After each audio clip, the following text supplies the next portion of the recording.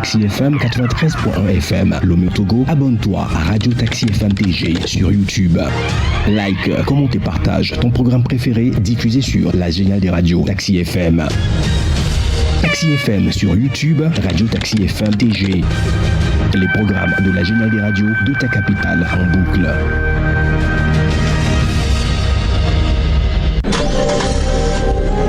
À la gare routière de l'information Saint-Éric-Gator. La gare routière de l'information. Très heureux de vous retrouver. Avec toutes ces équipes se retrouvent en plateau. Je poserai la question à mes confrères en studio. Décryptage, analyse. Ça va être pire demain. Débat. L'ascension est méritée. Ce qui reste pour un pays, pour un peuple, c'est son histoire. Sont au rendez-vous de l'actualité, de la cité. La gare routière de l'information, c'est du lundi au vendredi de 11h à 12h30. À très bientôt, au revoir. Taxi FM, votre radio d'opinion. Émission politique, sportive et culturelle, en direct.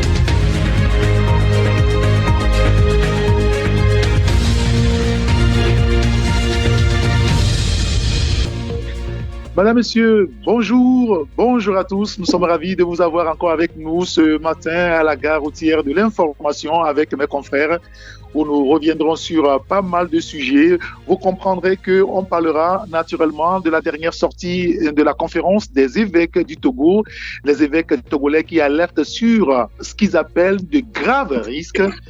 Hier, dans un message à l'Église et au Togo tout entier, ces évêques ont dénoncé une nouvelle fois l'adoption de la Constitution du 6 mai 2024 qui a marqué, on le sait, le passage à la 5e République. Ils appellent à un dialogue sincère entre tous les acteurs politiques pour éviter ce qu'ils appellent le risque que le pays court.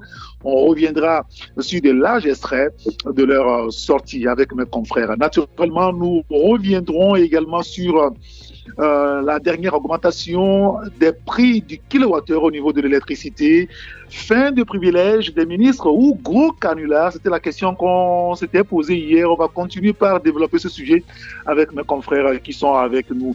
On parlera aussi des prochaines élections municipales avec la baisse du cautionnement et de l'augmentation des conseillers municipaux. Qu'est-ce qu'il faut en comprendre réellement? On va en parler avec Ambroise Ponjo, Jacques Diakouti. On sera rejoint naturellement par Joseph Gada. Bienvenue sur la radio.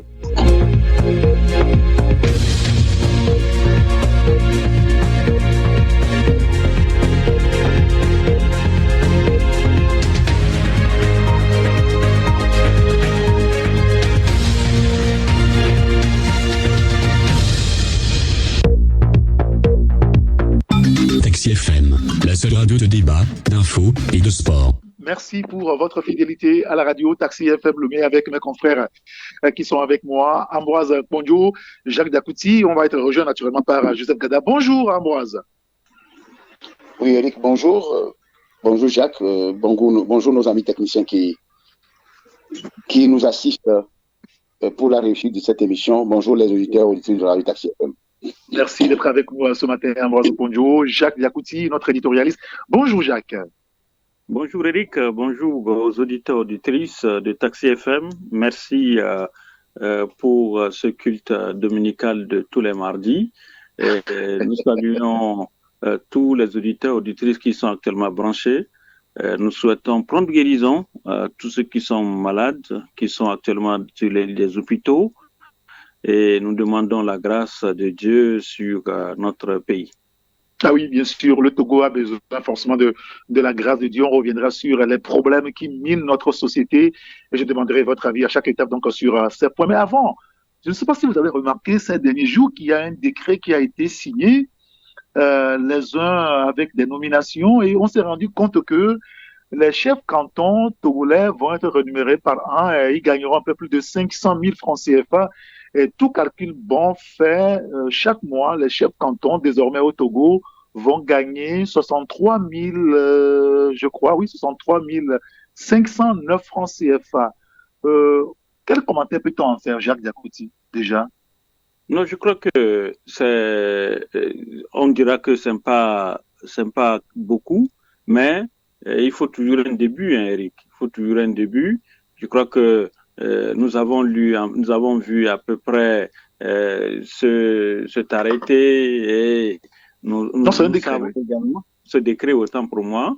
Et nous savons également le rôle que ces chefs cantons souvent jouent également dans l'apaisement du pays, parce qu'il faut reconnaître qu'ils sont quand même les garants de la stabilité dans nos cantons et autres. Leur rémunéré à 63 000 francs, on dira que quand même c'est peu, mais vous savez, Eric, vaut mieux de prendre le peu là que de ne rien avoir, pas du tout. Mais je crois que le plus important aujourd'hui, c'est que l'État s'est souvenu, s'est rappelé de ses chefs par rapport au travail qu'ils sont en train de faire dans le pays. Et il faut toujours prendre le peu et continuer par discuter, négocier pour qu'on puisse augmenter le peu que vous avez. Donc l'important maintenant, c'est comment ces chefs-là vont s'y prendre, parce qu'il ne faut pas oublier que... Mais est-ce qu'il n'y a pas, excusez-moi de le dire et d'insister un petit peu là-dessus, est-ce qu'il n'y a pas un risque de caporalisation de ces chefs cantons si nous savons à peu près le rôle que ces gens-là jouent dans notre société? Non, vous savez, comme je l'ai dit, ils jouent également un rôle capital dans l'apaisement du pays par souvent le traitement de certains problèmes qu'on amène vers eux. C'est vrai que on pourra dire qu'on pourra peut-être, pour utiliser le jargon simple, qu'on peut les acheter, mais l'essentiel est qu'Éric, moi, ce que j'ai dit, ils font quand même un travail et il faut reconnaître également ce travail que ces chefs sont en train de faire et reconnaître également le mérite que ceux qui ont pris cette décision, qu'on puisse quand même leur donner quelque chose. Comme je l'ai dit, c'est tout un début qu'il faut saluer. Il faudrait maintenant à ces chefs-là de démontrer effectivement leur capacité, leur pouvoir de pouvoir gérer effectivement les affaires et également démontrer qu'ils seront à la hauteur de ce pourquoi on les a élus et également les sujets qu'ils gèrent au sein effectivement de leur palais. Il faudrait que cela puisse contribuer à amener la paix, contribuer à l'apaisement, contribuer vraiment à l'unité du pays. Donc, c'est le début. Espérons que les choses vont évoluer et qu'ils auront encore plus par rapport à ce qu'ils perçoivent aujourd'hui. Ambroise Pondio, quel commentaire vous en faites que l'État aujourd'hui donne de l'argent ou qui rémunère chaque mois nos chefs cantons? Ça me pose un problème? Oh non, en aucun cas. Ça ne me pose aucun problème. D'autant plus que celui qui travaille doit être rémunéré. Le travail du chef traditionnel n'est pas un travail aussi aisé. D'abord, il faut s'occuper de la gestion quotidienne de la cité, du village, du quartier, surtout du canton, et régler les petits problèmes qu'il y a là entre filles et fils du canton et ceux qui ne sont pas des natifs du canton, qui sont des allogènes, mais qui aussi vivent dans le canton. Régler les problèmes coutumiers qui arrivent souvent. Ça, c'est sur un plan purement traditionnel et spirituel aussi. Et ensuite, participer à la vie de la nation, au développement de son milieu, en collaboration avec les services déconcentrés de l'État. Je crois que c'est une mission qui est un peu grande, auquel il faut absolument avoir une tête haute pour pouvoir travailler, avoir un summum d'intelligence avec des collaborateurs avisés qui sont des notables et les autres chefs. Si vous êtes chef canton, il y a les chefs du village. Si vous êtes chef du village, il y a les chefs de quartier. Et donc, c'est un tout qui demande une certaine sagesse aussi une certaine élévation d'esprit pour pouvoir diriger la cité. Par rapport au montant qui leur est alloué, bon, moi je ne suis pas dans le secret des dieux, encore moins dans les manettes du service public et de la régie financière pour savoir pourquoi ils ont donné 500 quelque chose 1000 pour un an. Et oui, 500, pour être précis, ça fait, le décret parle de 529 200 francs CFA chaque année pour chaque chef canton. Et donc, quand on fait le calcul, ça tourne autour de 63 509 francs. Bon, pour moi, c'est insignifiant. C'est pas ridicule, mais c'est insignifiant. Pour ne pas dire que je ne voudrais pas aller sur certains terrains, mais je crois que c'est insignifiant. Pour un chef de canton, et quand vous prenez le cas de mon canton, Michintawe, qui compte pratiquement plus de 60 000 habitants. Oui, mais quand l'État donne de l'argent aux chefs canton, et donc ils seront sous la tutelle du ministère de l'Intérieur, enfin, de l'administration territoriale, est-ce qu'il y aura pas, excusez-moi de le dire, mais cette propension à vouloir leur imposer ou leur dicter des choses pour la cité? On y est déjà. On y est déjà. On est dans ça depuis la colonisation française. Oui, mais est-ce que ça ne se renforce pas là, de jour en jour? Avec ce qui s'est accentué avec le régime de Général Eyadema et qui s'est plus compliqué avec le régime de Faure Gnassingbé. Je n'invente rien et c'est un secret de polichinelle pour tout le monde. Les chefs qui ont été intronisés partout, que ce soit dans les cantons qui sont pas très loin d'ici, dans plusieurs cantons, jusqu'au nord, à Bassar, partout, les gens disent, selon les retours, que c'est des chefs politisés. La personne doit forcément avoir un lien. Il y a un camp de Cambolesque qui est à côté de nous ici, qui s'est produit à Salvador, le décès de Innocent, c'est Innocent, comment on dit ça? Innocent, mais le nom de famille m'échappe, du chef m'échappe, c'est Mekonao. Et il y a un de ses frères qui devait prendre le trône, mais depuis lors, le monsieur n'a jamais pris le trône, alors que c'est lui qui gère le trône. On a désigné un régent, parce que on accuserait, bon, cette fois, sauf que aujourd'hui, les choses ont changé. Il a basculé peut-être, selon les dires. Il était d'un parti d'opposition, il y a de cela 5-6 ans, mais il est obligé de revenir quelque part pour pouvoir s'attendre à être intronisé, ce qui lui revient de droit traditionnellement. Les chefs du Ghana lui ont donné la caution parce que c'est un milieu élevé et donc la chefferie va jusqu'à Aplaou, jusqu'à Denou, jusqu'à haut. Et donc les chefs du milieu l'ont désigné. Mais le pouvoir politique au Togo n'en veut pas. Mais c'est le trône de son papa et c'est un milieu élevé. Et un milieu élevé, c'est quand le père décide, c'est le fils ou c'est l'un des fils qui prend. Et si le fils, il y a un des fils, il y a le fils qui n'est pas... On peut choisir quelqu'un du même père pour le faire. C'est ce qui s'est passé à Salvador ici. Et on est dans cette expectative-là, dans ce méli-mélo-là jusqu'au jour d'aujourd'hui. La même chose s'est produite ailleurs. Et il y a un cas actuellement chez nous qui en dit non. Et donc, je crois que ce montant-là, pour moi, pour ce qui doit revenir au chef. Alors, je rectifie en même temps. Oui, je rectifie. Ambroise, excusez-moi, je rectifie en même temps les chiffres parce que je me suis perdu dans le papier ici. En réalité, les 529 200 francs divisé par 12, ça fait 44 100 francs plutôt. Ils auront 44 000 francs chaque mois, les chefs cantons désormais. C'est ce que je dis. 500 quelque chose mille là, c'est pour un an. C'est ce que j'ai dit effectivement. Moi, j'ai vu le décret. C'est pour un an. Et c'est insignifiant pour un chef canton. Comment le monsieur ne peut jamais être corrompu? Facilement, on peut corrompre ce monsieur qui gagne 44 000. 44 000 francs, c'est pour faire quoi? Et là, le monsieur ou la dame est obligé de se retourner sur les terres, prendre, comment on appelle les droits de propriété chez des gens qui viennent acheter du terrain, et risque même de verser dans l'expoliation foncière, comme on le voit quelque part on en parle dans certaines préfectures qui sont proches de nous, dans la région maritime. Tu vois? Et donc, pour moi, c'est insignifiant. Le chef peut gagner, on peut donner par exemple une émolution, une indemnité de 150 000 francs. Ça aussi, c'est insignifiant, toujours pour moi, au vu du niveau de vie qu'on a au Togo, pour qu'il soit plus responsable, pour qu'il soit pas plus facilement. Ça fera beaucoup d'argent, beaucoup de charges finalement pour l'État du Togo. On va revenir sur ces questions. Je voudrais qu'on aille rapidement parce qu'on a moins de temps aujourd'hui. Il y a beaucoup de sujets à aborder. Dans les mêmes veines des chefs, Ambroise, vous aurez la parole, rassurez-vous.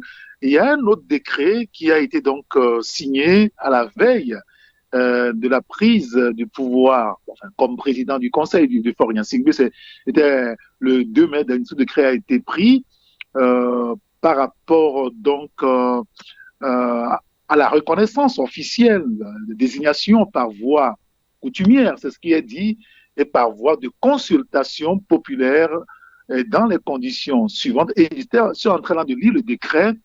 Il y a certaines personnes qui sont donc, je dirais, officiellement reconnues comme chefs de leur canton. On va prendre par exemple, enfin, il y en a 3. Hein. Non, oui, il y a 3 par exemple.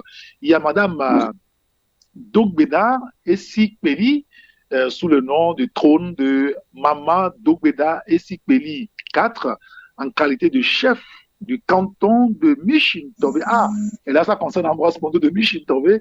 Vous avez de la chance ces derniers temps. Hein. Vous avez le président de la République, vous avez un chef maintenant. Mais là, finalement, c'est vrai, vous avez un chef Ambroise. C'est bien ça, hein? C'est ce qui se dit dans les couloirs. Non, c'est pas dans les couloirs. Il y a un décret là. Oui. C'est ce que je dis. C'est ce qui se dit dans les couloirs. Et moi aussi, je suis tenté d'aller. J'ai constaté qu'il y a un décret, effectivement. Un décret qui a été.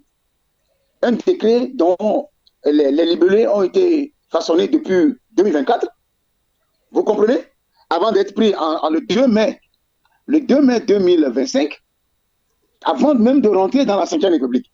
Et quand vous lisez le décret, vous allez comprendre en la forme. Vous comprendrez que ce décret, on dit président de la République. Là, on ne dit pas président du Conseil. Et en plus, quand vous allez dans le journal officiel dans lequel ce décret a été publié, vous allez voir à côté, par rapport à d'autres libellés ou à d'autres décisions, c'est le président du Conseil. Ça veut dire que ce décret-là existait. Ce papier-là existait depuis plus d'1 an, avant même de tomber dans avant la nomination du président de la République, chef de l'État, et on constate ça, qu'il y a un décret qui est là. Ça veut dire que ça, c'est une confusion. Là n'est pas notre problème, en la forme. Surtout que le décret a été pris, on était sur Canal FM hier, dans un contexte où le gouvernement est démissionnaire. Moi non plus, ce n'est pas ça qui me pose problème. Ce qui préoccupe ici, c'est la dame dont on parle qui a été désignée. Ce nom, tu te rappelles dans l'émission d'Accès FM, il y a de cela 1 an et demi, ce nom, on avait réagi contre ce nom-là. Parce que la dame dont on parle n'est pas de la lignée du chef canton de Michintové qui est décédé il y a 5 ans, qui a régné pendant 60 ans, qui est venu au trône en 1963. Le monsieur qui est décédé, qui est chef Peli Maoulom, a des fils. Il y a près de 17 enfants, dont au moins 3 qui sont positionnés pour devenir chefs. Même s'ils ne s'entendent pas, les anciens du milieu pouvaient trouver quelqu'un pour le remplacer. Maintenant, la procédure en milieu élevé, c'est le conseil de trône qui regroupe la grande famille du nom du chef qui est décédé, qui décide de choisir un. Le conseil de trône qui a travaillé avec le conseil coutumier qui regroupe toutes les instances du canton, n'ont pas désigné la dame. C'est là où se trouve. La confusion est actuellement là au village du canton. Hein. On ne sait pas comment les enquêtes sont faites. Je n'accuse pas le ministre, parce que le ministre peut être mis en erreur. Et le président aussi, qui n'a pas le temps de lire tout ça, peut être mis en erreur. Le conseil de trône doit désigner quelqu'un qui doit être soumis au conseil coutumier. Le nom de la dame ne s'y trouve pas. Et quand on a désigné un, pour envoyer au conseil coutumier... Et comment ça se trouve que... Non, attendez, Ambroise, attendez. Et comment ça se fait que ce nom-là a été communiqué si tout ce monde-là n'est pas au courant? C'est ce que je te dis. Il y avait une guerre entre eux-mêmes dans la famille. Et le nom qui avait été envoyé, qui travaillait avec le conseil coutumier, ce nom-là était là-bas. Maintenant, il y en a d'autres membres de la famille qui ne sont pas d'accord avec le nom qui a été choisi. Ils ont créé un autre conseil de trône. Ça fait 2, en fait. Et bizarrement, le second conseil de trône, dont il y a un président qui dit que c'est lui qui a signé la désignation de la dame dont vous parlez. Moi, je l'ai joint. Il m'a dit, ça fait 2 jours, il m'a dit qu'il a entendu ça, il n'a jamais signé un document choisissant la dame. Il m'a donné même le nom de celui qu'ils ont choisi, parce qu'il y a 3 fils. Il a choisi plutôt parmi les fils du chef canton qui est décédé. La dame n'est pas l'enfant du fils du chef qui est décédé. La dame vient de la grande famille, mais elle n'est pas l'enfant. Il m'a même remis un document bien signé, envoyé au conseil coutumier avec comment on dit ça? Quand on appose la main, les doigts de la main, là, on appelle ça comment? Avec des empreintes digitales. Que le nom qui est là-dessus, il m'a envoyé quelqu'un qui me l'a donné, qui n'ont jamais désigné. Ni le premier conseil de trône, ni le second n'ont jamais désigné la dame. Maintenant, on fait notre enquête au niveau du conseil coutumier. Tout le monde est tombé ébahi, qui n'ont jamais envoyé ce nom-là. Et c'est le président seul qui a envoyé le nom que lui, il a le nom là. Donc, c'est le nom qu'il a envoyé. Il a commencé par tempêter, qu'il a envoyé ce nom-là. Ça veut dire que la procédure même est viciée depuis le début. Et il va falloir retourner au début pour faire l'enquête et voir maintenant quelqu'un parmi les fils du défunt. Même si la loi dit qu'on peut prendre dans la grande famille, si on ne trouve pas des gens, ici, il y a des gens, non seulement il y a des gens, les conseils de trône et coutumiers n'ont pas désigné officiellement la dame. Voilà, on voit le nom de la dame. Les gens sont vraiment ébahis et interloqués là-bas à Michintove. Ah oui, donc Michintove a un autre problème là, c'est-à-dire se trouver un autre chef canton. Et ça aussi, ce n'est pas anodin. Et ça aussi, ce n'est pas anodin parce qu'il y en a toujours des gens dans chaque village, dans chaque canton, qui n'aiment pas la paix, qui aiment toujours semer la zizanie. Et c'est certains de nos grands frères, certains de nos cadres qui sont derrière ça. Vous n'êtes pas un complotiste, hein? Je ne peux jamais être un complotiste, tu me connais très bien. Vous ne soupçonnez pas des gens. D'accord, très bien. Oh, oui, même il te connaît. Vous savez, oui, vous savez, oui, je vous donne la parole à Jacques Yakouti parce que ça devient beaucoup quand même. Hein. On pensait que les problèmes liés donc au trône, aux chefferies, là, que c'est derrière, mais visiblement pas du tout. Non, mais vous savez, ce que Ambroise raconte, c'est-à-dire que c'est pas seulement au niveau de Covier, c'est sur toute l'étendue du territoire. Partout dans les localités, c'est les mêmes problèmes. C'est-à-dire que les successions au niveau de la chefferie au Togo aujourd'hui constituent une gangrène. C'est pas Covier. C'est vraiment, c'est des problèmes. Vous prenez une localité que je préfère taire le nom où on avait pris un repris de justice comme chef, et finalement, les autres ont porté plainte, et finalement, on l'a destitué, parce que tout juste, il y avait quelqu'un qui était devant ce repris de justice. Vous voyez, si les autres n'étaient pas tellement forts pour contrecarrer cette élection, mais depuis là, lui, là, un repris de justice allait trôner sur cette communauté. Mais finalement, les autres ont tenu tête et ça n'a pas passé. Ouais, donc c'est pour vous dire ça, c'est à Dapaon, non? C'était à Dapaon, non? C'est ça, non? Bon, j'ai dit, moi, je ne vais pas donner le nom, mais comme... D'accord. Ne crée pas de problème à Jacques Yakouti.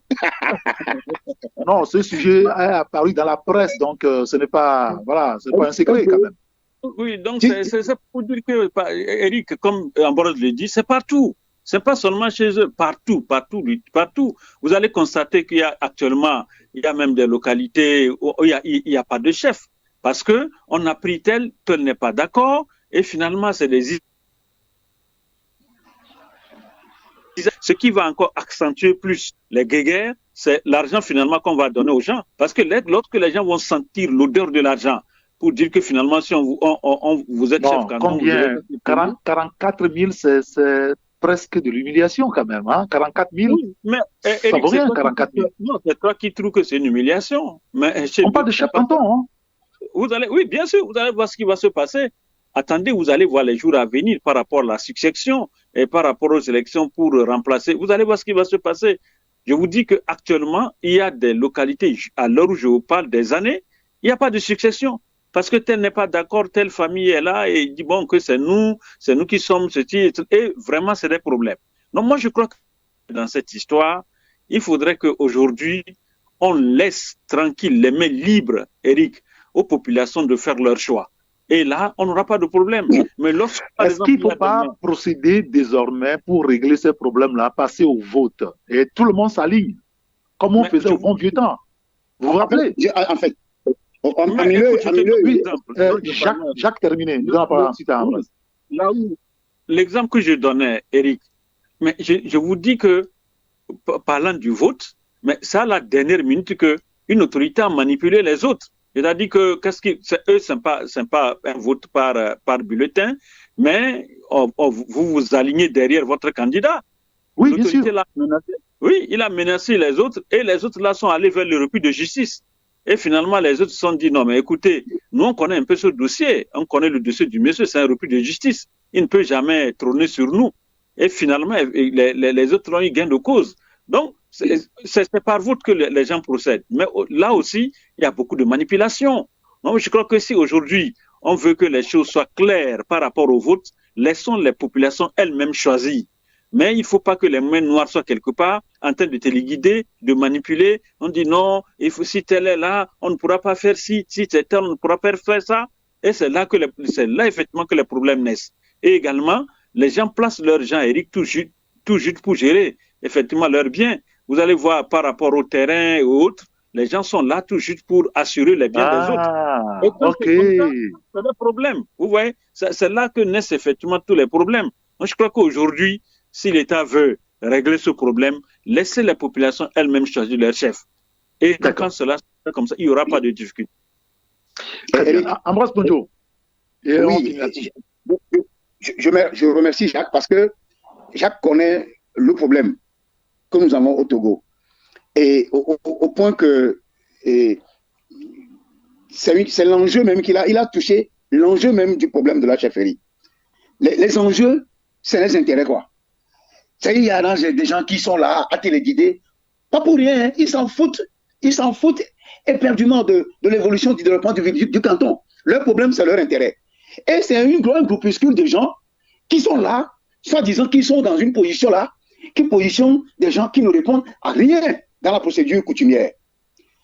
Ici, par exemple, en milieu élevé où nous sommes, quand je viens de soulever le cas d'Aplaou et à Sabado ici, il y a un conseil de trône qui travaille, qui remet le nom au conseil coutumier. Et ce conseil coutumier travaille en collaboration avec les tutors. Les tutors, c'est ceux à qui appartient le trône. Eux, ils ne sont jamais rois, après, ils ne sont jamais chefs. Voilà. Et après, on envoie le nom à la préfecture. C'est arrivé à la préfecture que le préfet, on commandite, ou le ministère commandite une enquête de moralité de celui qui a été désigné. Ici, dans notre cas, par exemple, les gens n'acceptent pas ça. Chez nous, là-bas, quelques crépuscules peuvent accepter. Mais quand vous allez maintenant vous enquêter, nous, on n'est pour personne dans cette histoire. Comme on l'avait dit au départ. Nous, on s'en fout de qui va devenir roi ou chef. Mais que cela respecte la procédure, d'abord la loi, et la procédure coutumière. Parce que le service public ou le ministère public ne désigne pas un chef. C'est le village, le conseil de trône, la famille et le conseil coutumier qui choisissent un chef dans un milieu élevé. Et le ministère ou le gouvernement donne son approbation. C'est-à-dire comment l'approbation? Il reconnaît que vous avez choisi un chef, nous on ne peut rien. En dehors de la manipulation que Jacques a soulevée au départ. Ici, il y a des enfants du défunt, ils sont là nombreux. Au moins, il y a 3 qui sont candidats, dont le nom même a été envoyé au conseil coutumier ignoré. Ils vont prendre le nom du grand frère de celui qui est décédé, le nom d'un enfant du grand frère. Mais il y a même parmi les enfants des autres arrières dans cette famille qui ne sont pas d'accord. C'est celui dont je parle qui est le président du conseil de trône, dont on dit que c'est lui qui a signé la désignation de la dame. Il dit non, il n'a jamais signé ça. Et la dame ne se retrouve sur aucun papier, ni du premier conseil de trône, ni du second. Comment on peut accepter ça? Et donc, nous sommes sur la justice et le droit, nous sommes sur la justice et la vérité. Nous, on s'en fout de tout ce qui est collatéraux, que la justice soit faite, que le droit soit dit, que la coutume soit respectée. Messieurs, merci beaucoup sur ce sujet. Nous tentons toujours de joindre Joseph Gada qui va nous rejoindre incessamment.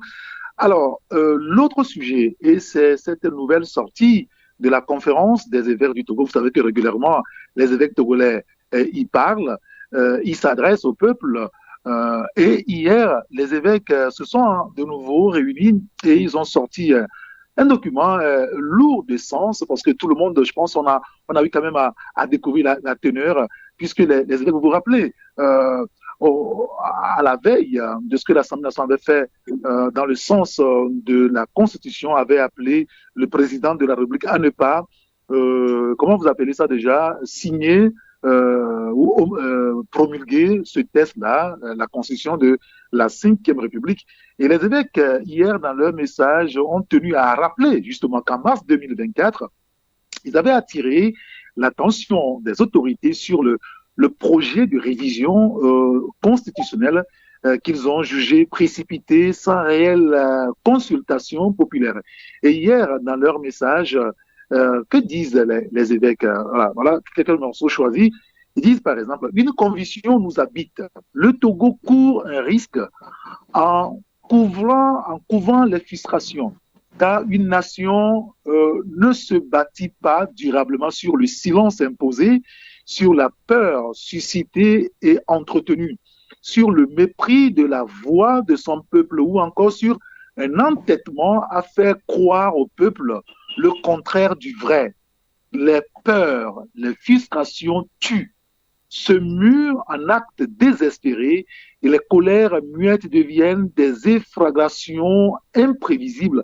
C'est ce que disent les évêques. Bonjour Joseph Gada, merci de nous avoir rejoints. Bonjour Eric, bonjour également aux fidèles auditeurs de TACI FM. Bonjour également à tous les confrères. Alors, quand vous écoutez les pères de l'Église parler comme ça, qu'est-ce que ça éveille en vous? Qu'est-ce que ça suscite en vous? Ah, je pense qu'on l'a perdu. Jacques Dakouti. Bon, Eric, vous savez, bon, Joseph est revenu. Allez-y, Joseph. Non, vous pouvez aller. Oui, Jacques, allez-y, Jacques.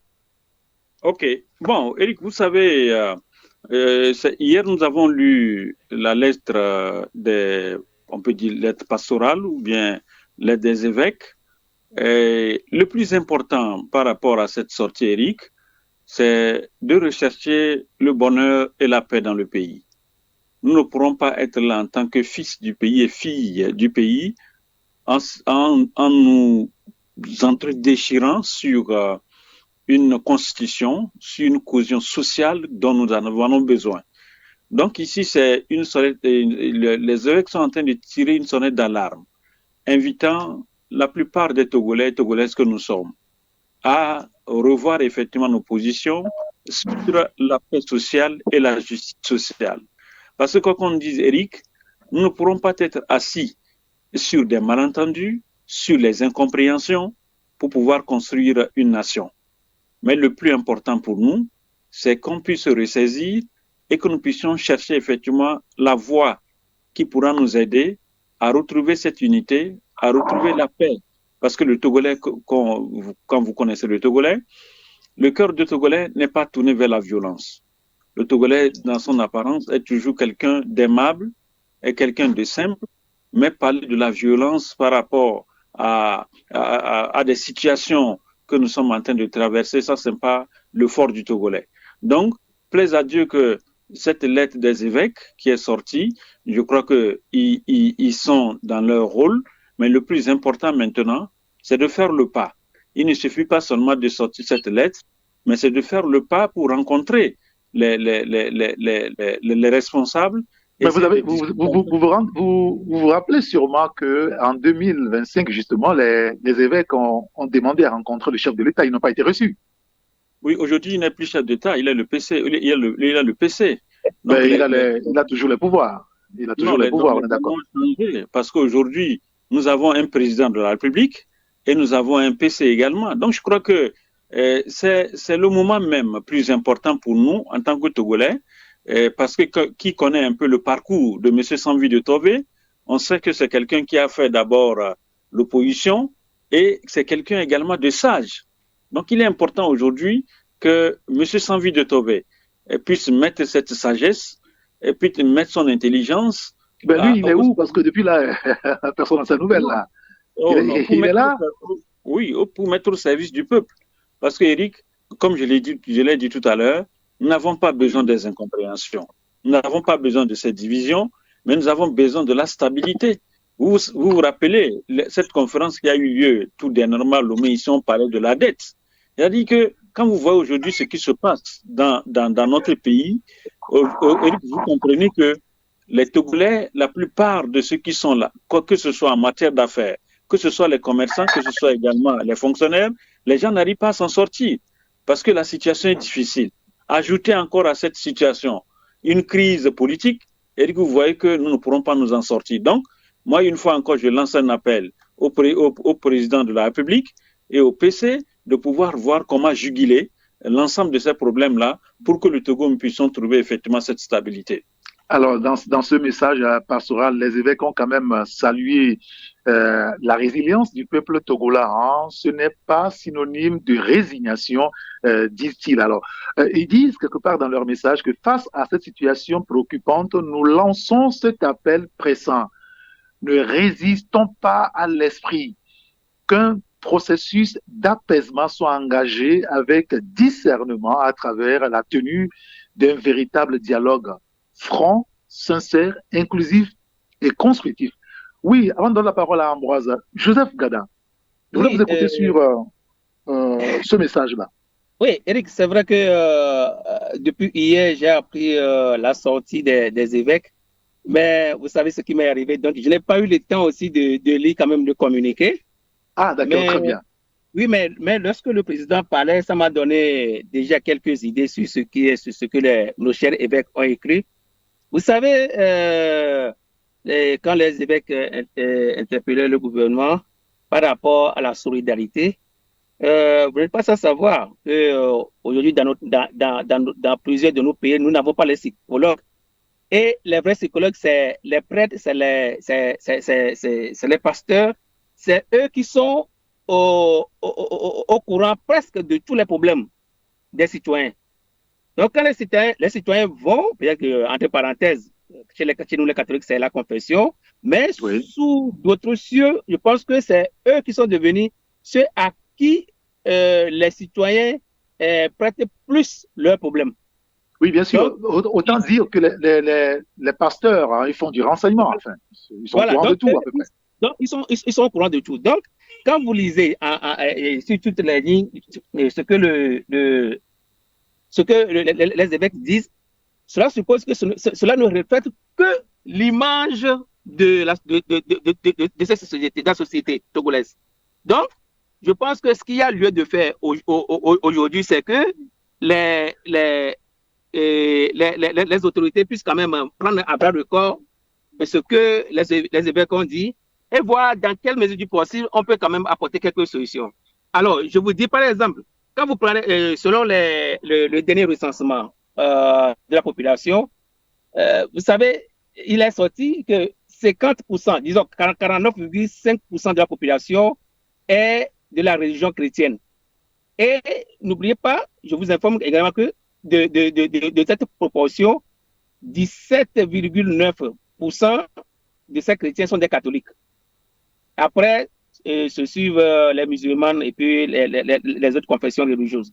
Donc, n'oubliez pas aussi qu'à chaque fois que le gouvernement veut aussi que ce soit demander une action de grâce, c'est dans l'église catholique.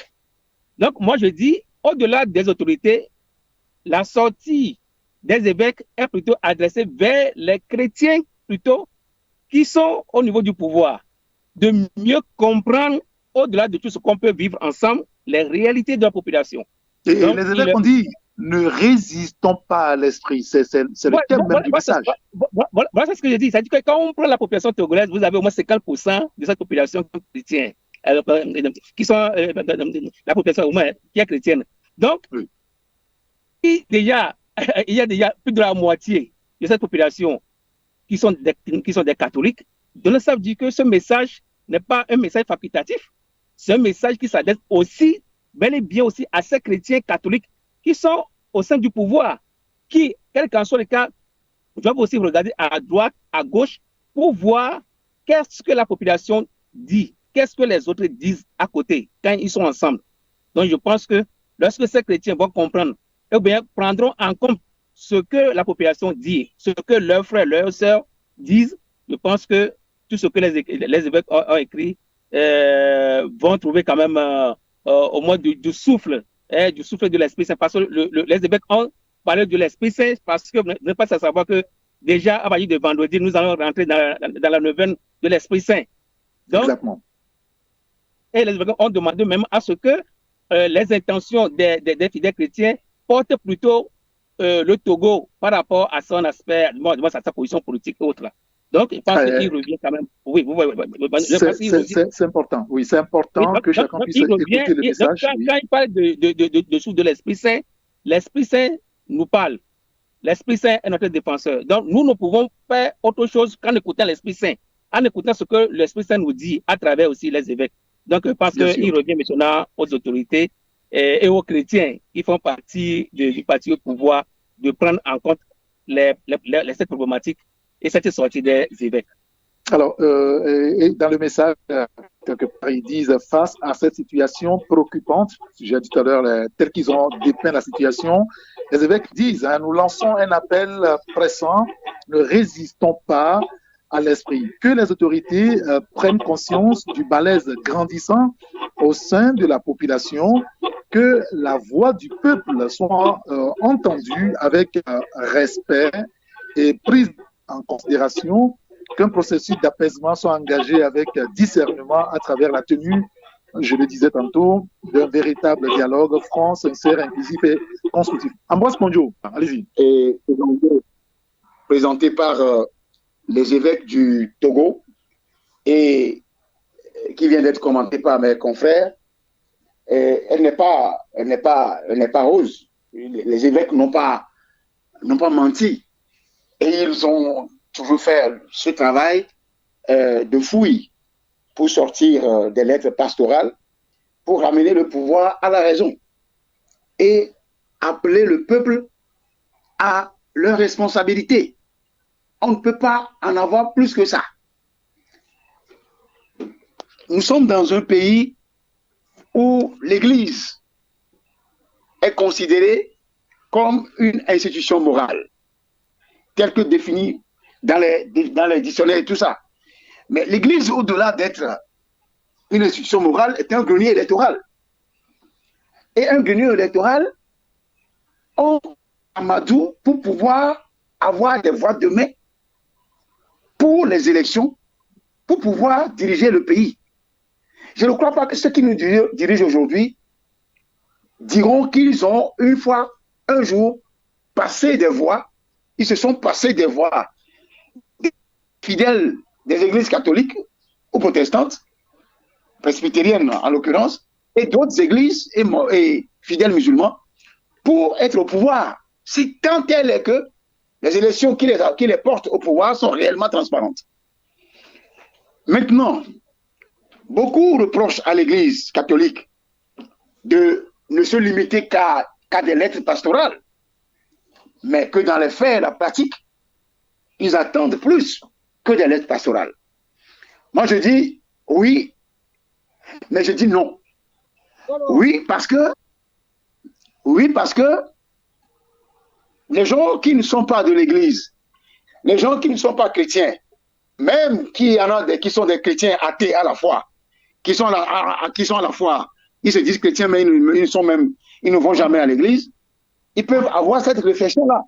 L'Église ne peut pas demander aux gens de sortir selon la doctrine de l'Église, selon les principes sacro-saints de l'Église. Maintenant, l'Église est plus que diplomate. Quand vous rentrez dans le fond de ce qu'on appelle une Église, surtout catholique, les prêtres là, ils ont fait la philo, ils ont fait la théologie, ils ont fait la diplomatie. Ils ont fait même la métaphysique. Ils sont même allés loin, au-delà. Maintenant, les gens attendent que les évêques leur disent « Allez, sortez, manifestez, il faut chasser le pouvoir. » Non, c'est pas possible. Mais les lettres pastorales contiennent des éléments essentiels d'une révolte, d'une prise de conscience de la population qui devrait en principe prendre le taureau par les cornes, prendre les choses en main et réagir. Mais n'attendez pas à un pasteur, à un prêtre de vous dire Levez-vous, je vais vous faire juste cette anecdote. Oui, rapidement, oui. Il y a un fait qui s'est produit dans l'église presbytérienne de Nyekonakwe.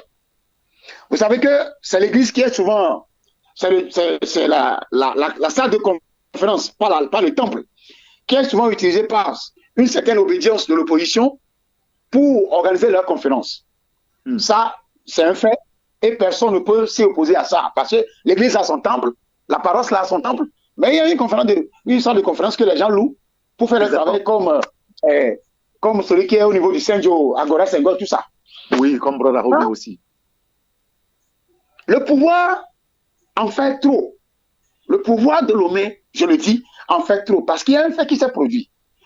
C'est vrai aussi qu'il faut reprocher un peu quelque chose aux dirigeants politiques qui étaient dirigés le jour là-bas pour aller faire un remerciement, ce qui se fait, mais qui ont pris la parole et qui ont dit des choses au nom de leur parti politique qui créent aujourd'hui des problèmes, d'abord à cette paroisse-là et au pasteur qui était là le jour-là, et ensuite à toute l'église.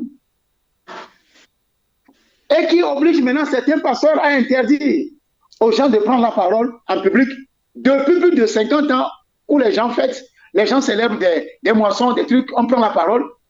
Même les chorales qui veulent remercier simplement à cause de cet incident-là, les dirigeants de l'église ont sorti une note pour refuser, pour dire de ne pas donner la parole à tout le monde.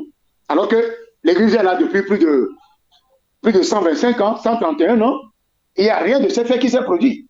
Si un fait isolé qui se produit quelque part dans une paroisse et que ce n'est pas le manque de vigilance du pasteur et la malveillance de ceux qu'on a invités, ça ne doit pas être généralisé, je suis désolé. Pour dire que l'église n'est pas là dans un rôle politique, n'est pas dans un combat politique. L'église est là pour veiller à l'amélioration des conditions de vie des populations et à l'éveil des consciences sur ce que veut Dieu pour son peuple. Mais en même temps, excusez-moi Ambroise, mais en même temps, l'Église peut prendre position. Quand nous évoquons le cas spécifique de l'Église catholique, il y a un gros livre là qu'on appelle, dans lequel est contenue la doctrine sociale de l'Église. Et donc, quand le peuple est en difficulté, l'Église peut prendre position. Oui, je partage cet avis, sauf que l'Église prend une position à travers une conférence, une lettre pastorale contenue dans un document que les gens, et cette lettre est lue dans toutes les paroisses de l'Église catholique. Oui, parce que l'Église presbytérienne et méthodiste aussi en faisait. Mais le même pouvoir, avec son acharnement contre cette manière de faire, surtout le président lui-même, il n'aime pas qu'on lui donne, je ne sais pas, il n'aime pas qu'on lui donne des indications à faire. Mais tu ne peux pas gouverner seul. Tu n'es pas omnipotent, tu n'es pas omniscient. Tu ne peux pas être partout, savoir tout. Il y a des gens, tu n'es pas le seul Togolais qui est là. Tu diriges un pays, accepte que les gens t'aident à gouverner. À moins que tu sois là-bas au nom de ton intérêt personnel et l'intérêt d'un clan. Mais tu diriges un peuple. Et il y a des gens qui drainent de toute une foule dans le peuple. Mais si ces gens-là arrivaient à te dire quelque chose, tu dois le prendre. Prendre en ennemi les dirigeants de l'Église, c'est une fausse route. Et tu vas droit dans le mur. C'est ce qui va arriver à Fonasingbe. Il va droit dans le mur. Mais ça ne va pas. Qui va te le dire? Tes ministres ne peuvent jamais avoir le courage de te le dire. Ils le disent, on les sort du gouvernement. Maintenant, ceux qui sont des personnalités morales, qui peuvent te le dire et que tu prends conscience, tu les prends, on a l'impression qu'il les prend en rancune. Tu vas droit dans le mur. Et un jour, tu vas tomber. Il peut tout faire. Il peut aller au ciel, revenir, il peut tout faire. Il va tomber un jour. Avec ça là, il va tomber. Et donc, je répète en tant que chrétien que les pasteurs ne peuvent jamais demander, à moins que ça arrive à un niveau tellement élevé qu'on ne peut rien, comme au temps de Idi Amin Dada. L'église, là, je ne parle pas que l'église a fait quelque chose, mais certains dictateurs, les Franco, tout ça là, quand ça arrive à ce niveau, je crois que moi je ne suis pas à la place des pasteurs, mais aucun pasteur ne va supporter. Quand vous suivez même les homélies de certains de certains pasteurs, surtout de certains évêques jusqu'à l'intérieur du pays, vous comprendrez qu'ils en ont ras-le-bol jusqu'au cou. Dans le message, oui, dans le message des évêques, et Jacques va nous répondre, ils disent quelque part que le pays court un risque en couvrant les frustrations. Pourquoi est-ce que ceux qui nous dirigent ne voient pas ça, ou ils feignent de ne pas voir? Ils voient tout. Ils voient tout. Tu ne peux pas dire qu'ils ne voient pas. Ils voient. Ils voient tout. Ah oui, ils voient tout. Mais la preuve, quand le ministre Iwateba a parlé de, comment on appelle, les frais d'électricité, vous avez vu ce qu'il a dit? Il a dit qu'il y a certains ministres qui ne l'ont pas supporté. Ça, c'était un conseil des ministres. Ce n'était pas une réunion où toi et moi on a assisté. Donc, c'est pour quand tu dis qu'ils ne voient pas tout, ils n'entendent pas tout, ils entendent. Écoutez, un pays est géré sur la base des renseignements. Quand vous voyez un pays qui est solide, un État qui est solide, c'est sur la base des renseignements. Vous ne pouvez pas me dire que les gens ne sont pas renseignés dans ce pays aujourd'hui, Eric. Les gens sont renseignés. Donc, on ne peut pas dire qu'ils ne sont pas au courant. Ils sont au courant. Mais vous savez, quand nous sommes dans le domaine religieux, par rapport à ce que Ambroise disait, c'est-à-dire que si on veut aller sur un autre terrain, on risque de dévier le débat pour amener le débat vers le côté religieux. C'est-à-dire, c'est pourquoi, vous savez, Ambroise et Joseph ne peuvent pas me demander, comme Éric, tu es chrétien. Vous savez ce que la parole de Dieu dit à propos des dirigeants. Elle dit que si vous voulez des gens, il faut toujours avoir les gens qui ont la crainte de Dieu. C'est ce que la Bible a dit. C'est ça. C'est-à-dire que si aujourd'hui on demande aux chrétiens de se lancer dans l'aspect politique, au fait, c'est ça. C'est-à-dire que si vous voulez aujourd'hui une transformation des consciences, ça doit passer par exemple par rapport sur les chrétiens qui connaissent véritablement Dieu, qui ont la crainte de Dieu. Au fait, c'est ça. Et puis, vous savez, la lettre pastorale, par exemple, dont nous sommes en train de discuter. Écoutez, on a des chrétiens, on a des pasteurs au sommet de l'État, mais c'est pas quand même évident, hein? Non, Eric, c'est ce que j'ai dit. Tu as dit que la foi chrétienne, Eric, c'est pas une voie. Ça ne garantit rien, hein, d'avoir des pasteurs, des gens dans la foi qui sont au sommet de l'État. Hein. Il n'y a aucune garantie. Hein. Non, il y en a. Oui, mais c'est pas une garantie. Non, si ce n'est pas une garantie, quand même, c'est une voie à suivre. Eric, c'est une voie à suivre.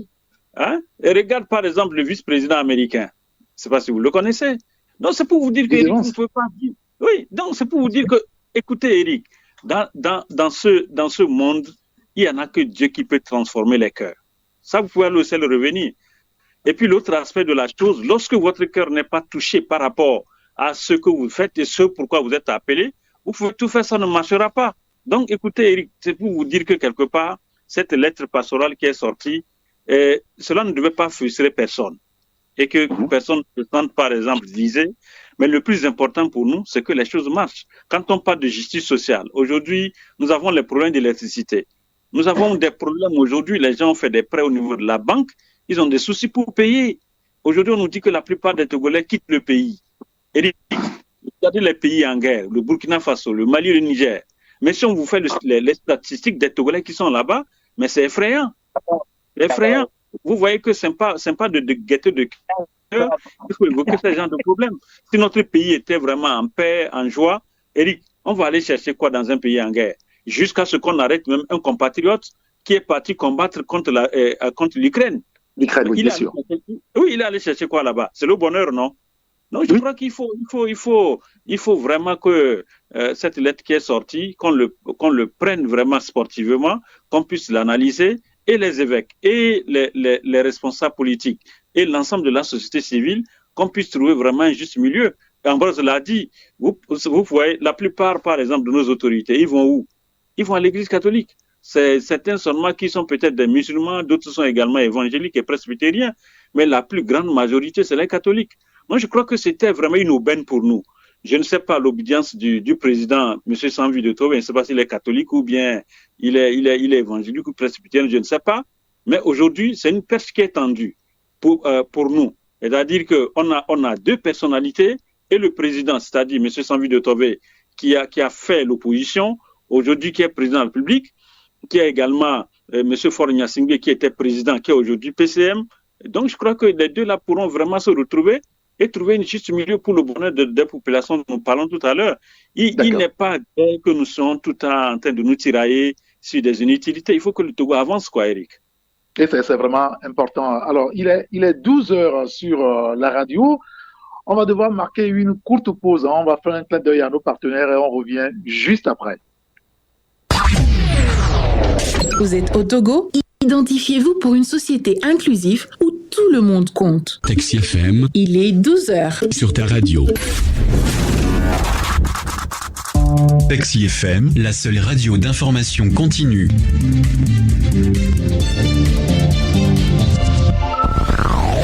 Tout de suite, la pub. Des questions, des réclamations ou même des suggestions sur l'EID? Composez notre numéro le 82 85 ou écrivez-nous à l'adresse mail contact@anid.gouv.tg ou rendez-vous sur nos pages de réseaux sociaux. Votre voix compte. L'EID, une identité pour tous.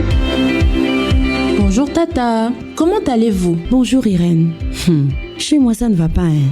Mon argent du marché se mélange avec mon propre argent là. Du coup, je finis souvent par tout dépenser dans les fonds de la maison. Là où je suis assise comme ça là, nous bouffons là. Mais Tata, pourquoi ne déposes-tu pas les recettes de ton activité sur un compte EcoBank? Il te suffirait juste de télécharger l'application EcoBank mobile ou même de faire étoile 326 dièse. Tu es la troisième personne à me le dire. Mais tu sais, vos histoires de compte là, je ne maîtrise pas, hein. Mais Tata, avec EcoBank, tu peux te créer un compte sans te rendre en agence et même sans aucune formalité. Ça peut se faire juste avec un téléphone qu'on appelle 1+1 là. Ah bon, Irène? Mais oui, Tata. En plus, ce compte te permettra d'envoyer de l'argent à tes fournisseurs et d'en recevoir de manière instantanée sans avoir à te déplacer. Je dis, tu dis que c'est un compte que j'ouvre comment même hier? C'est très simple, Tata. Je t'explique. Grâce à EcoBank, ouvrez un compte bancaire avec votre téléphone en faisant étoile 326 dièse ou téléchargez l'application EcoBank mobile sur Play Store ou App Store. Activez le compte en y faisant un versement et profitez des fonctionnalités d'un compte ordinaire. Offre soumise à condition. Pour toute information, contactez le +228 22 53 76 50 ou écrivez à l'adresse assist@ecobank.com. Je chante radio, 3e édition, encore des vacances sur la radio géniale au rythme des jeunes talents de Logone. Je chante radio. C'est peut-être toi qui succédera à Bernada et Ilala Soumanou. Atelier, chant, une finale en live, des prix et l'eau à gagner. Je chante radio 2025. Inscription au secrétariat de Radio Taxi FM à Agbalek-Pédo, non loin de la HAC. Info +228 90 21 78 28. Je chante radio. Dévoile ton talent uniquement sur la radio géniale 93.1 FM. Retour des tubes dans un instant sur Taxi FM. Taxi FM. Car de tout cœur, nous tenons à vous informer. Taxi FM.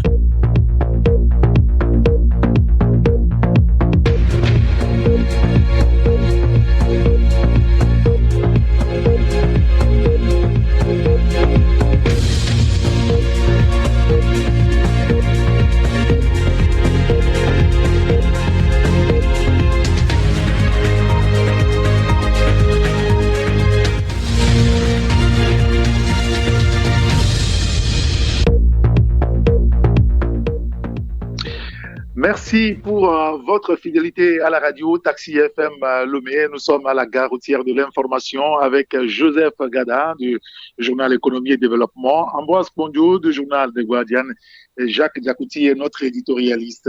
Nous parlions avant la pause donc de cette sortie de la conférence des évêques du Togo. Dans un message adressé hier, les évêques appelle donc à ne pas résister à l'esprit, c'est un message face à la situation socio-économique actuelle de notre pays. On y reviendra avec d'autres confrères demain après-demain. Alors, autre sujet qui nous préoccupe, c'est la dernière augmentation des frais du kilowattheure d'électricité. Et dans la foulée, c'est le ministre de l'économie et des finances qui nous informe que, le Trésor public ne prendra plus en charge les frais de consommation d'eau et d'électricité des ministres. Et ceci depuis samedi est dans presque toutes les bouches, tout le monde en parle. Je ne sais pas ce que vous en pensez, vous, mes confrères. D'abord, Joseph Gada, est-ce que c'est la fin réelle des privilèges ou c'est simplement quelque chose qu'on nous a balancé pour calmer l'opinion? Non, je pense que c'est la fin des privilèges. Nous, on va prendre au mot ce que le ministre de l'économie a fait sortir comme circulaire. Vous vous rappelez très bien que le mardi passé, il avait déjà dit que bientôt va sortir un arrêté du ministre, oui, pour demander à tous les ministres désormais de payer quand même leur consommation électrique et en eau. Donc, pour moi, ce n'est pas quand même un miracle. Je pense que aujourd'hui, quand nous parlons de la solidarité, on peut tout dire, mais la solidarité doit être quand même partagée à tous.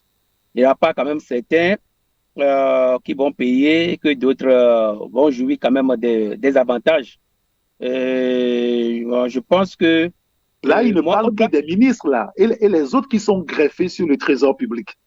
Ou bien non, mais peut-être que ça va venir. C'est juste un début. C'est juste un début de communiquer, des réformes au niveau de l'administration publique. Donc, je pense que ça va peut-être que dans les jours à venir, il y aura aussi encore d'autres circulaires qui vont nous en parler davantage.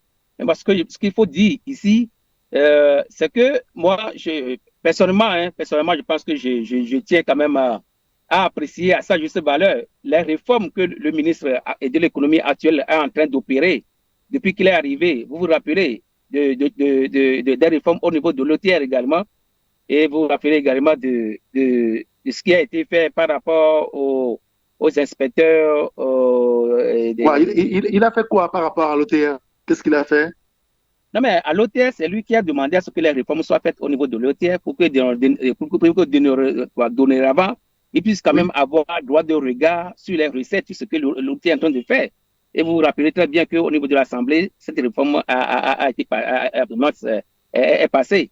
Donc, je pense que c'est une suite quand même des réformes qu'il est en train de faire.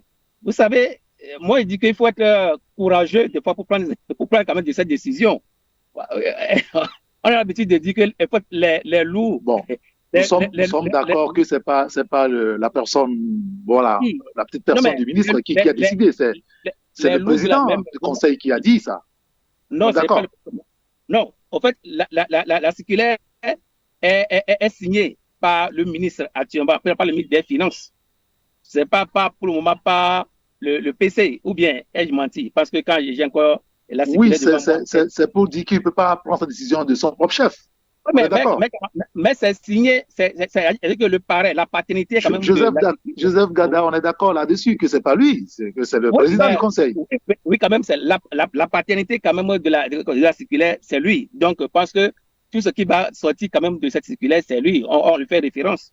Donc, je pense que c'est lui qui a pris la décision quand même si cette décision venait de quelque part, parce que n'oublions pas que c'est nous-mêmes qui disons à chaque fois que non, il faut que les ministres arrivent quand même à prendre des décisions. À prendre des décisions personnelles qui doivent quand même influencer quand même la gestion quand même du pays. Des fois, à chaque fois, il faut que les ministres disent sous l'impulsion du chef de l'État ou bien sous l'impulsion du président du Conseil. Mais aujourd'hui, moi, je pense qu'il faut fier que des ministres arrivent quand même à prendre quand même à bras le corps certaines problématiques jusqu'à prendre des décisions. Je sais que cette décision ne peut pas être quand même prise sans faire référence quand même au président du Conseil. Mais quand même, c'est une décision quand même courageuse. Maintenant, il revient maintenant à l'application. Mais je l'ai dit, que c'est vrai, c'est une décision courageuse, mais il faut encore d'autres décisions. Parce que ce qui va encore nous donner encore plus de force, c'est la décision sur la bonne gouvernance aussi. Lorsque, par exemple, un ministre, lors du marché public, par exemple, arrive à gagner 40 millions, arrive à gagner 50 millions, par exemple, sur un marché public, pour payer 4 millions ou bien 2 millions de sa facture d'électricité, ce n'est rien. Vous voyez déjà. Donc, je pense qu'au-delà de cette prise de conscience du ministre, qu'il faut que les collègues payent, il faut encore aller de l'avant, encourager le ministre à prendre d'autres décisions. Joseph Gada, vous tenez un journal économique. Les Togolais, est-ce que vous n'êtes pas sur votre faim ou votre soif, par exemple, que nous ne connaissons pas les chiffres. Combien en réalité coûtent ces messieurs et dames pour le trésor public depuis là? Et quelle économie, quel chiffre, quelle économie le Togo va faire par le fait qu'on ait suspendu, de prendre en charge ces indemnités? Moi-même, je souhaiterais avoir la prise en charge financière de l'électricité, de l'eau, de nos autorités. Mais je pense qu'il revient maintenant aux députés de demander. Peut-être que lors de la présentation des députés, vous avez dit? Oui, aux députés. Mais que lors de la présentation des projets de société, des finances, c'est là où il revient maintenant aux députés de questionner au moins le ministre en question par rapport à cette prise en charge des ministres, combien cela revient au pays. Je pense que c'est là, je pense que c'est, même si moi je demande au ministre est-ce qu'il va répondre, je ne sais pas. Mais je pense qu'aujourd'hui, nous sommes dans un régime parlementaire et le pouvoir est donné plus aux députés de questionner quand même les membres du gouvernement sur certaines problématiques, du moins, par exemple, par rapport à la prise en charge. Moi, je suis informé que cette décision a été prise depuis 1976 par le ministre Dadi. 96, cette décision. Oui, 1976. Oui, 1976 par le ministre Dadi. Pas 96. Non, c'est 96. 96. Ah, 96. Oui, voilà. 96, le décret. Oui, 96. 96. Donc, je pense que si après 96 jusqu'à ce jour, il faut revoir, il faut quand même c'est pas s'il faut abroger, mais s'il faut annuler ce projet. Je pense que moi, je l'ai dit, que d'abord... Oui, bien sûr, parce qu'il y a beaucoup qui s'interrogent également la forme, n'est-ce pas, de cette circulaire, parce qu'il y avait déjà une loi qui n'a pas été visée, on n'a pas abrogé, et donc on ne sait pas véritablement. Et donc, il y a certaines personnes qui apportent très peu de crédit à cette circulaire. Jacques Dakouti, quel commentaire vous faites finalement de cette annonce-là du ministre? Parce qu'aujourd'hui aussi, il faut le dire, on n'a aucun moyen pour contrôler s'ils ne vont pas payer. Bon, non, vous savez, les ministres ne payaient pas. A dit que c'était le Trésor qui payait. Donc, oui, donc il ne faut pas que quand les gens disent que les ministres ne payaient pas, en fait, ce n'est pas eux. C'était le Trésor qui payait directement. Il a dit que la société envoyait les factures directement au Trésor et le Trésor payait. Donc, aujourd'hui, comment ça va se passer? Maintenant, c'est que si un ministre, par exemple, on relève le compteur, il ne paie pas, ce qui est sûr, on enverrait, par exemple, sa facture au niveau de la société. Et là, une coupe directe sera faite au niveau du Trésor. Je crois que c'est comme ça que les choses seront désormais. Mais vous savez, le plus important de cette situation, c'est l'humilité, au fait, Eric. Il faut que les gens soient humbles dans la gestion des affaires publiques et surtout le travail qu'ils ont entre les mains. Parce il y a des ministres qui consomment jusqu'à 4 millions de francs CFA. Par mois, on ne peut pas imaginer un pauvre Togolais qui est là. C'est incroyable. Qui n'arrive pas à payer son électricité. À cause de 1000 francs, on lui coupe l'électricité. Et qu'on dise qu'un ministre qui consomme jusqu'à 4 millions par mois et le ministre là ne paie pas, il est là. Et cette pauvre dame qui est là, on lui coupe 1000 francs à cause de l'électricité. Donc je crois que, comme je l'ai dit tout à l'heure, il faut vraiment une dose d'humilité au niveau effectivement du choix qui sera fait avec les nouveaux ministres. Parce que quoi qu'on dise, Eric, ils sont là d'abord pour le peuple, ils ne sont pas là pour eux-mêmes. Il faut cesser de narguer les populations. On a appris dans l'audio qui a fuité de M. Iou Ateba, où il disait qu'il y a certains ministres même qui ont climatisé leur garage, qui ont climatisé même là où leurs chiens sont souvent logés, jusqu'à la cuisine. Vous voyez que c'est aberrant pour un peuple togolais. Vous voyez, c'est touchant, quoi. Qu'on puisse climatiser même l'habitat des chiens. Finalement, et les pauvres que nous sommes, qu'est-ce que nous on devient? On ne peut pas vivre dans la chaleur. Et d'aucuns disaient même hier, quelque part, j'ai entendu, qu'il y a certains ministres, même quand ils vont par exemple à des restaurants, s'ils font par exemple 4 heures de temps dans le restaurant, le chauffeur ne coupe jamais le moteur. Et le moteur tourne jusqu'à ce que le chauffeur... Pour le véhicule? Pour le véhicule? Oui, c'est ce que les gens disent. Vous voyez, donc il faudrait que les gens vraiment soient humbles, parce que c'est l'argent du contribuable togolais, ce n'est pas l'argent d'un ministre. Il faut que les gens soient humbles dans la gestion de ce qu'on leur confie. Eric, nous sommes là, vous prenez certains villages, même l'eau potable, là, les gens n'en trouvent pas pour en boire. Et utiliser 4 millions seulement pour l'électricité. Alors que quand on prend 4 millions, vous voyez le nombre de forages que 4 millions peuvent créer.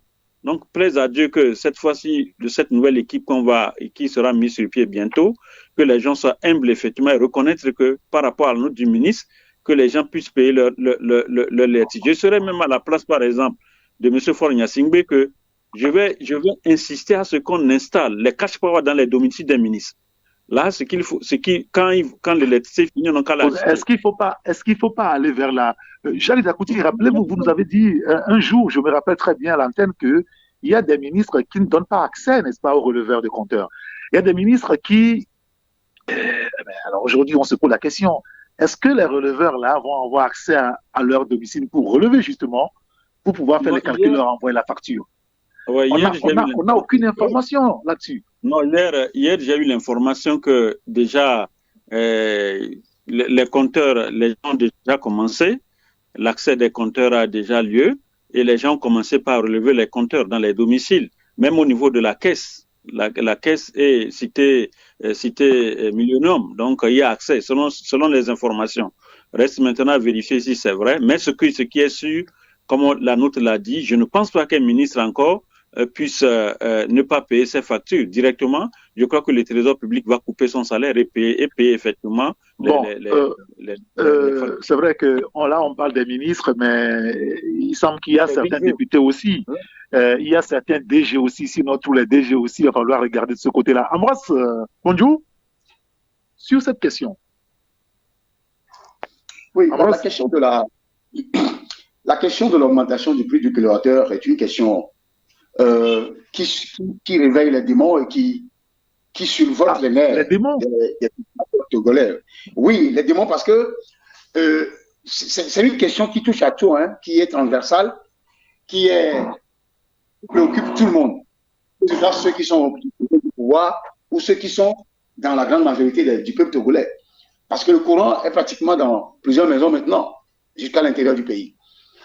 Et maintenant, si le gouvernement décide d'exiger des ministres qui doivent désormais payer leurs factures d'électricité, d'abord, je crois que c'est une bonne chose. On ne peut pas le nier. Mais au-delà, il y a aussi ces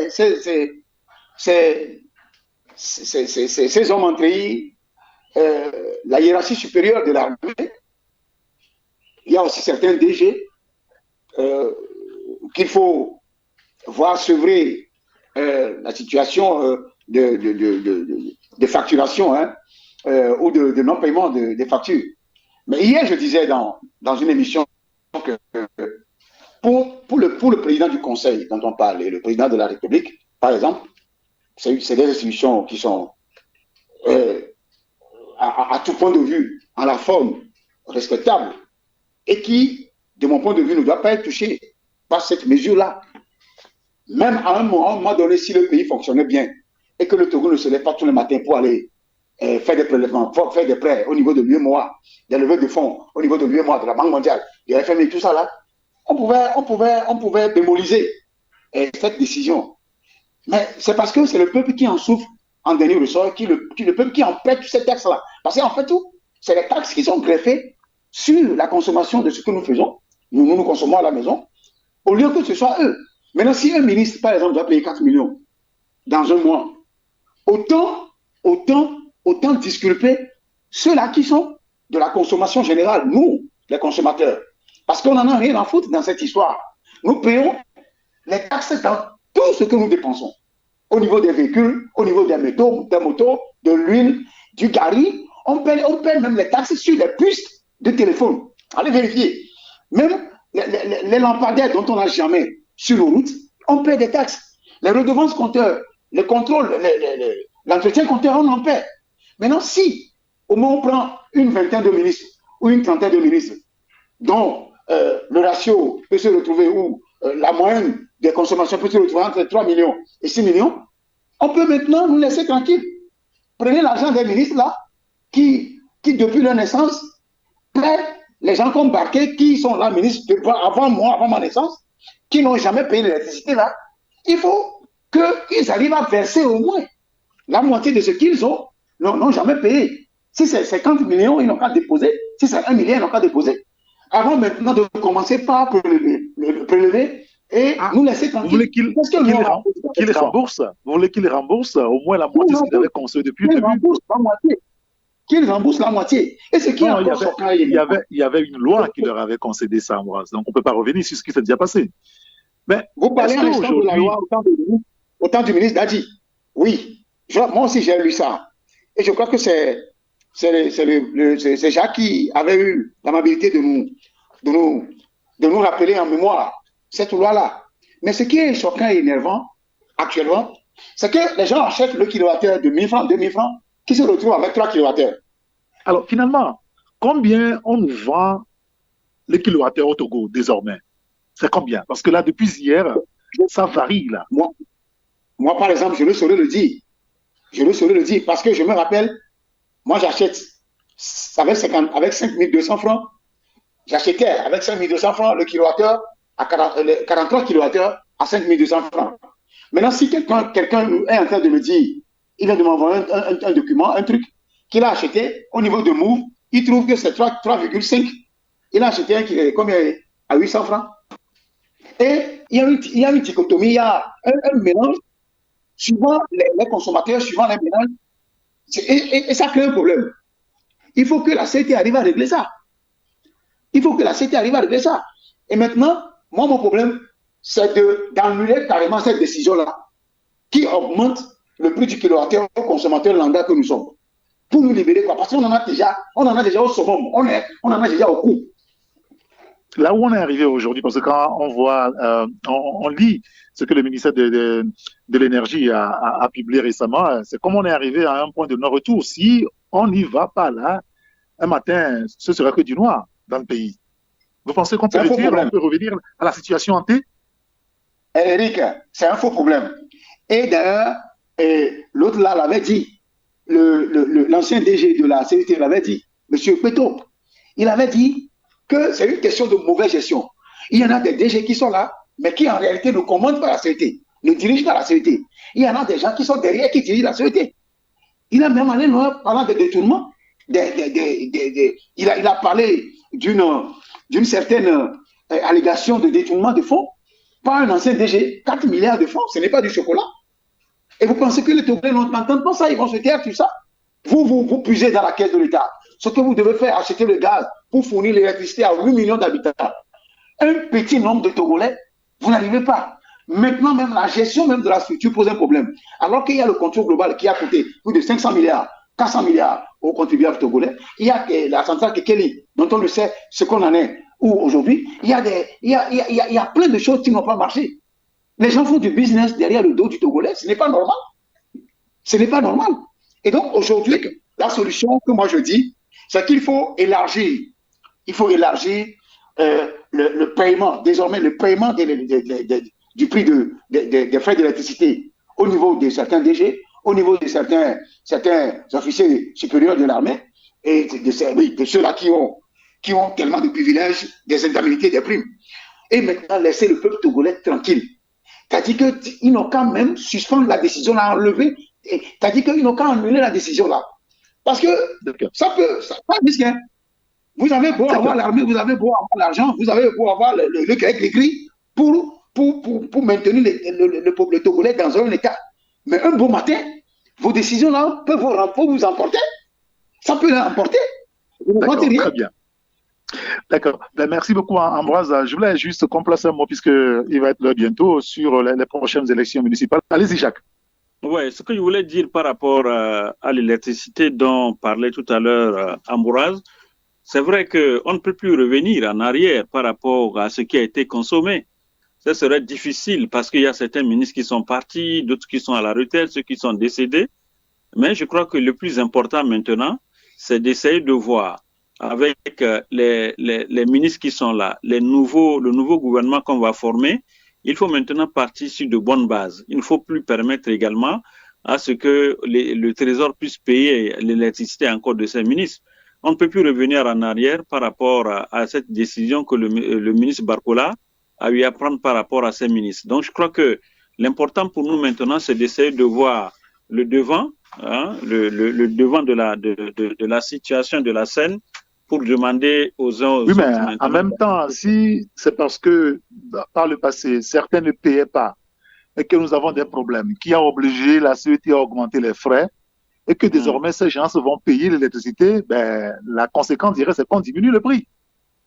Oui, mais c'est ce que nous demandons. C'est ce que nous demandons. Il faut le faire. Et je crois que ça doit se faire. Et comme nous sommes dans la 5e République, Eric, nous osons croire que le président n'est pas encore au palais pour qu'il puisse échanger avec le PC. Donc, je crois que lorsque les deux vont se retrouver après, je crois que nous allons trouver des solutions par rapport à cette situation. Non, mais, président, s'il y a urgence, les deux peuvent se retrouver. Ça, y a pas, on ne peut pas les interdire ça. Non, moi, je pense que là, il faut encore taper au niveau de l'ARSE. L'ARSE, parce que c'est l'agence de régulation du secteur. Oui, de l'énergie, oui. Donc, je pense que c'est important que là, pour pouvoir quand même essayer de réguler la situation. Parce qu'on ne comprend rien actuellement par rapport aux sociétés de téléphonie mobile qui gèrent cette histoire de transfert, de vente de l'électricité. Parce que tantôt, au niveau de YAS, vous faites les transferts, ou bien vous payez l'électricité là-bas, vous constatez que vous gagnez un peu par rapport au niveau de Move. Donc, je pense qu'il faut faire tout pour que quand même puisse réviser la situation, pour que ce soit la même chose.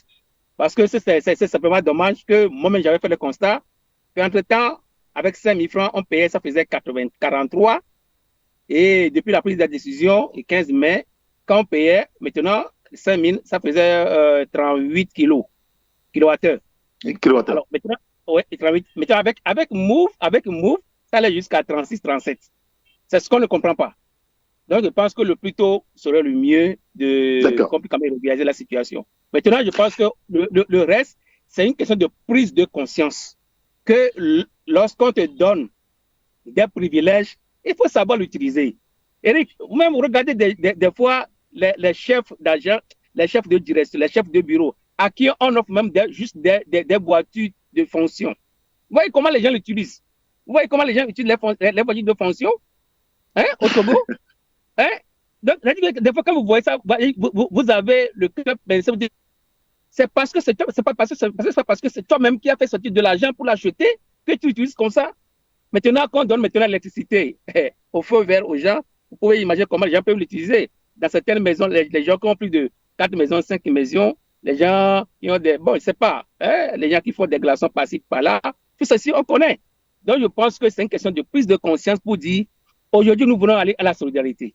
La solidarité permet que celui qui a plus d'argent ou bien celui qui a plus donne encore aux plus petits. Donc, je pense qu'avec le temps, c'est vrai, même si le gouvernement avait dit que de 2021 à 2025, il a injecté 56 milliards dans la consommation de l'énergie au Togo et avec un prêt de 40 milliards de plus au niveau de la boîte. Tout ça là, je pense que de temps en temps, il faut des audits. Quelqu'un disait tout à l'heure que est-ce que maintenant, ce n'est pas maintenant bien, maintenant que le privilège des ministres a été élevé, qu'on puisse quand même diminuer. Oui, parce que le plus ardent, c'est qu'on puisse diminuer. Oui, c'est ça. Mais je pense qu'il faut encore du temps. Il faut du temps un peu parce que déjà, même si on prenait même une consommation massive de 3 millions par ministre, on a au moins une trentaine de ministres dans le gouvernement. Maintenant, si on fait les 3 millions fois 30, je pense qu'on gagne beaucoup. Maintenant, peut-être que d'ici la fin d'année, on verra ce qu'on a pu gagner. Est-ce qu'il faut diminuer? Bon, parce qu'il faut diminuer. Alors, on me dit qu'il me reste 3 minutes. Vous êtes 3, je vous donne 1 minute de chacun. Par rapport donc aux prochaines élections législatives, enfin municipales, je veux dire, avec la baisse du cautionnement et puis l'augmentation des conseillers municipaux. Qu'est-ce que vous en pensez? D'abord, vous, Ambroise. Je crois qu'il y a un problème au niveau de la décentralisation. Et ce problème, oui, je disais que je crois qu'il y a un problème au niveau de la décentralisation. On a comme l'impression que nos autorités n'écoutent pas les conseils. La décentralisation est une bonne chose pour la gouvernance locale. Et la gouvernance locale a besoin des élus locaux et la participation citoyenne pour la gestion de la cité à la base. Maintenant, on comprend que finalement, c'est les mêmes politiciens qui reviennent, qui donnent des ordres, qui s'ingèrent dans tout. Et au final, au bilan, le bilan est nul à certains endroits dans le pays et le bilan est mitigé dans d'autres endroits. On a dit ici qu'il faut éviter d'émietter les territoires au niveau des communes du Togo. Quand vous allez à Paris, il y a une seule commune de Paris. À côté, ici à Cotonou, c'est la commune de Cotonou. On peut avoir des arrondissements, on peut même avoir 20 arrondissements. À Istanbul, c'est la commune. C'est une commune, c'est une ville de Turquie. Mais pourquoi ici on a morcelé? C'est pour des raisons politiques et des intérêts égoïstes et inavoués. Maintenant, pour ce qui est des élections qui arrivent, il est évident que c'est les mêmes partis politiques qui courent encore derrière ces élections-là, au lieu que ce soit tout Togolais lambda qui ait le prix de développement. Alors que cette élection-là devait être l'élection la moins politisée, contrairement aux élections sénatoriales, aux élections législatives et présidentielles qu'on a supprimées. Maintenant, on se retrouve encore dans un engrenage. Les barbares, il y a tout là qui se représente dans ces élections. Il faut pour finir, il faut revoir cette histoire de caution-là. La question de la caution, d'abord diminuer même le nombre de communes, c'est ce que j'ai répondu tout à l'heure. Diminuer le nombre de communes. En plus, la caution, je crois que la caution n'est pas élevée pour l'ensemble des partis politiques et des indépendants. Et revoir aussi la composition de la CENI. C'est des revendications qui sont sur la table depuis longtemps. On a l'impression que le pouvoir veut prendre tout. De prendre tout et pour lui seul. C'est pas bien. Jacques Dakouti maintenant. Eric, le fait que déjà ils ont demandé la recomposition de la CENI, et ils ont demandé également la diminution de la caution, et je crois qu'ils ont demandé également le fait de repousser une fois encore un peu les élections. Je crois que c'est un bon cadre au niveau du CPC qu'ils puissent en discuter. Parce qu'aujourd'hui, vous savez, quand vous prenez aujourd'hui l'augmentation du nombre encore des conseils municipaux, les gens ont déjà commencé par constituer leur dossier avant que l'arrêté là ne sorte pour augmenter encore le nombre. Vous voyez que ça va créer encore une fois des tensions inutiles. Donc je crois qu'on va vers le report de ces élections. Ça peut aider, ça peut permettre également aux uns aux autres d'harmoniser leurs points et pour pouvoir déposer leur candidature, à battre une bonne campagne et aller à ces élections. Quand vous avez suivi Tchassona, M. Tchassona qui disait que ils ont donné depuis 2 mois, qu'ils ont demandé au président de l'Assemblée nationale de renouveler la CENI, mais jusque-là, ils n'ont pas gain de cause.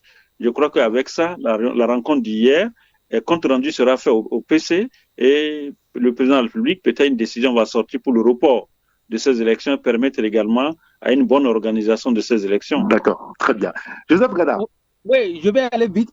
3 choses, mais sans commenter. La première chose, c'est que je l'ai dit la semaine passée, que ce serait vraiment regrettable que nous avons déjà passé 6 années avec les maires et qu'ils vont partir sans aucun audit.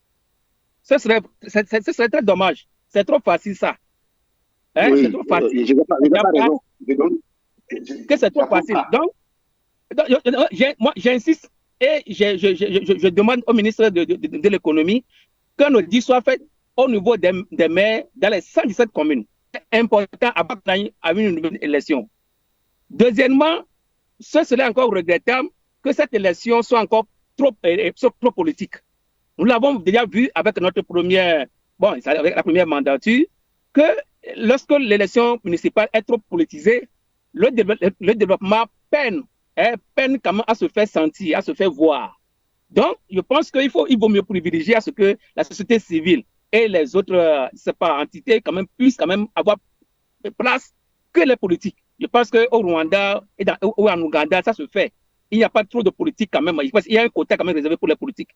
Mais je constate qu'on va encore vers la même chose, la même situation. Les politiques se prennent encore plus, sont encore plus quand même, le taux serait encore plus considéré que la société civile ou bien ceux qui vont s'organiser. Donc, je suis sûr qu'on aura encore le même résultat à la deuxième mandature. Et pour finir, moi, je regrette que lorsqu'on avait parlé de 117 communes, au niveau de l'opposition, les voix se sont soulevées pour dire que c'est trop. Que c'est trop. Pour le petit Togo, c'est 117 communes. Maintenant, on augmente le nombre des conseillers. Ils se sont tués. Ce qu'ils demandent, c'est le report. C'est ce qu'ils leur demandent. C'est-à-dire, c'est ce qui leur préoccupe. Ils ne parlent même plus du nombre. Donc, aux Togolais même de voir à qui ils ont affaire. Très bien. Messieurs, merci beaucoup. On va devoir s'arrêter là pour aujourd'hui. Merci beaucoup à Joseph Gada. Je rappelle que vous êtes le patron du journal Économie et Développement. Merci à Ambroise Ponjo, le patron du journal des Guardian et notre éditorialiste. Mesdames, Messieurs, merci de nous avoir suivis. Merci à Francis Daï qui a assuré la réalisation et la mise en onde. Appelez-moi Saint-Irrigator. À très bientôt. Au revoir.